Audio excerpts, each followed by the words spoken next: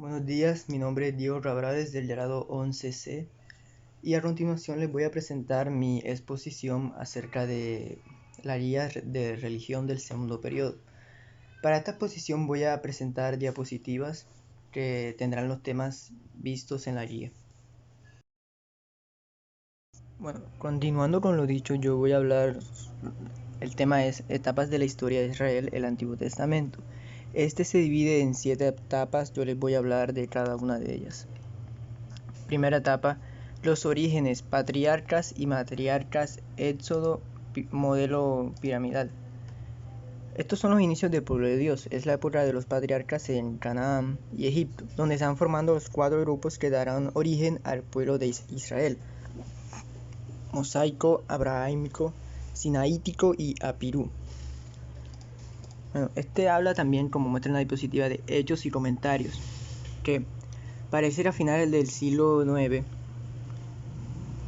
se encontraron en Canaán 4 grupos que habían tenido en común una experiencia de marginación y opresión.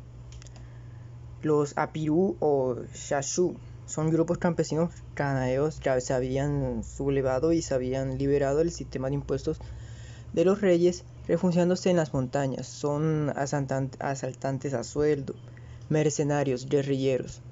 Huyen de las ciudades-estado y no pagan impuestos. El segundo, como muestra, los clanes patriarcales y abrahámicos. Los pastores seminómadas que poco a poco se iban infiltrando en el país vivían alrededor de las ciudades, proveían de Mesopotamia. El grupo de Moisés, esclavos que se habían escapado de Egipto trayendo la fe en Yahvé, el Dios liberador. Y cuarto, el grupo Sinaí. Ligado al monte Sinaí son los seminómadas y pastores fuera de Canaán.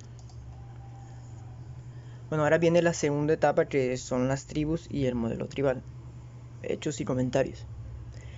La llegada a la tierra prometida y organización en tribus de 1225 a 1025 a.C. o conquista, asentando y organizando asentamiento y organización social en las 12 tribus. Bueno, sigue la historia. Los israelitas han salido de Egipto, marchan por el desierto rumbo a la tierra prometida. Josué, Caleb y otros hicieron una exploración del territorio. La tierra es buena. Las dificultades del camino, la oposición de los enemigos, las divisiones internas retardan la conquista de la tierra prometida. El libro de Josué cuenta que las 12 tribus pasaron junto al río Jordán. Sin embargo, es probable que unos grupos entraran más tarde por la ruta del sur. Y también parece ser que habían quedado en el territorio palestino restos de los descendientes de los patriarcas, pues no necesariamente todos tuvieron que ir a Egipto. Realiza asambleas en Silo y Siquem, donde nombra secretarios. Se dan responsabilidades y tareas y se hacen compromisos y reglamentos. Hacen alianzas con grupos y personas que ya estaban en el territorio. No basta conquistar la tierra, hay que repartirla con justicia para hacerla producir. Tercera etapa, la monarquía, los reyes. Esta es de 1025 a 586 a.C. Caída del reino del norte a manos del imperio asirio. Caída del reino del sur de destierro a manos del imperio babilónico. La historia. Las experiencias de organización popular de Israel tenían muchas dificultades. Algunas de ellas son la geografía y otras diferencias que dificultaban la unión entre las 2 tribus del sur y las 10 del norte. Las divisiones y pleitos internos, la corrupción de los jueces, la presión de los pequeños reinos vecinos y también las grandes potencias que querían dominar ese corredor de paso tan estratégico para el comercio y la guerra. Padre y provecho, el malestar que los pueblos del norte tenían contra los del sur. Salomón construyó el templo, propicio el que se empezara a escribir la historia de su pueblo.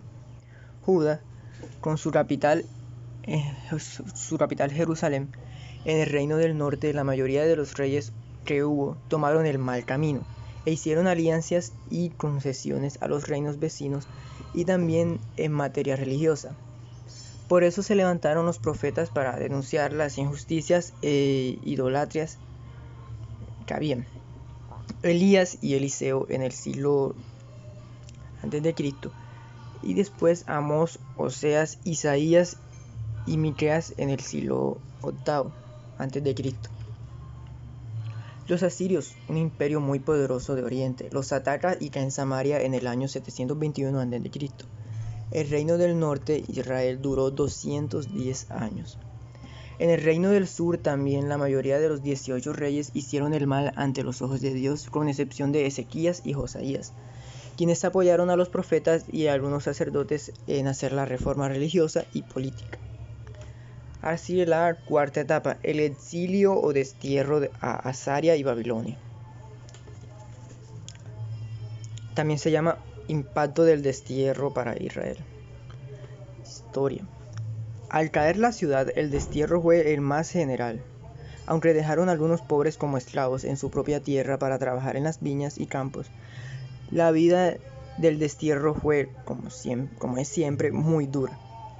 Muchos, ante estas pruebas, perdieron también la fe y la esperanza y se fueron acomodando a la nueva situación. Un grupo pequeño y pobre, como semillas de resistencia, conservó la fe, la esperanza y la vida del pueblo. Es el pequeño resto de Israel que había anunciado el profeta Sofonías. Luchó para animar la vida de la comunidad. Soñaron en el futuro para acrecentar su esperanza en una nueva vida. Un profeta llamado el segundo Isaías fue consolando al pueblo también. Y descubrió en el avance victorias del emperador persa Ciro la esperanza y la certeza de que ellos también llegarían a su liberación. Les están dando mucha esperanza en conclusión. El profeta Ezequiel y su escuela sacerdotal son muy importantes en este tiempo de destierro, por algo fundamental en este tiempo. Quinta etapa, los defensores de la fe y los restauradores. Hechos y comentarios y historia. Comienza con el triunfo de Ciro, imperio persa, quien permite el regreso de Israel a Jerusalén y la reconstrucción del país. Termina con la caída del imperio persa en manos de Alejandro, del imperio helenista. Ciro, gran rey de Persia, fue dominando varios territorios hasta que obligó a Babilonia. Ciro dejó salir y regresar a su tierra los desterrados cautivos. Los judíos van regresando poco a poco y regresan con mucha alegría, cantando como cantan los salmos. Pero pronto empieza a pasar la euforia. Los vecinos, antiguos integrantes del reino del norte o samaritanos, no reciben con gusto a los que regresan y vuelven a agudizarse las divisiones. Esto se agravó cuando Zorobabel, un descendiente de David, reconstruye el templo, pues los judíos rechazaron unirse a los samaritarios, a los que consideraban paganos, que los judíos al templo. Empieza así a formar el judaísmo como religión. Su apoyo está en la sangre o raza en el templo y sobre todo en la ley. Además, por las dificultades para hacer la justicia y la liberación, muchos hombres buenos se van conformando con hacerse justos a nivel individual y moral. Sexta etapa, defensores de la fe. Esto va del año 333 a 63 a.C. o guerra de los macabeos por la independencia. Esta época podemos enmarcar cuando termina la dominación persa ante el empuje invencible de Alejandro Magno, un personaje famoso en todas estas historias y en las que se cuenta. El griego, cuando murió, pocos años después se repartió el imperio griego entre sus generales. Palestina quedó al principio bajo los Ptolomeos, que tomaron el territorio de Egipto, pero por las luchas internas entre ellos. Palestina pasó después al dominio de los seleucidas o sirios, que estaban en el oriente. Esto fue gracias a las guerras que tenían internamente, que fueron derrotados. La cultura griega empezó a penetrar en los pueblos a quienes habían dominado y también a los judíos, tanto los que estaban en Palestina como los que estaban dispersos en otros países. metió la imagen de Zeus, dios griego, en el templo. Los judíos llamaron a esto como abominación de desolación. O sea, no aceptaron esta acción. Séptima etapa, resistencia y fin. Hechos y comentarios, historia. Fue del año 63 a.C. a 135 después de Cristo. Situación y luchas de Israel en tiempos del Imperio Romano hasta la destrucción del templo, que fue en el año 70 después de Cristo, y arrasamiento definitivo de la resistencia israelita, que fue en el año 135 después de Cristo. La vida cotidiana de Palestina en general y de Jesús y de las comunidades en particular está marcada por la dominación romana. Por eso es importante conocer de cerca el sistema y la organización del imperio.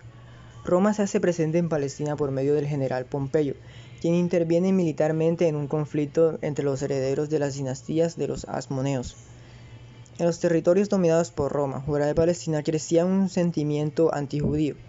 De allí que muchos judíos observantes de la ley fueran a refugiarse en Jerusalén. También se puede decir que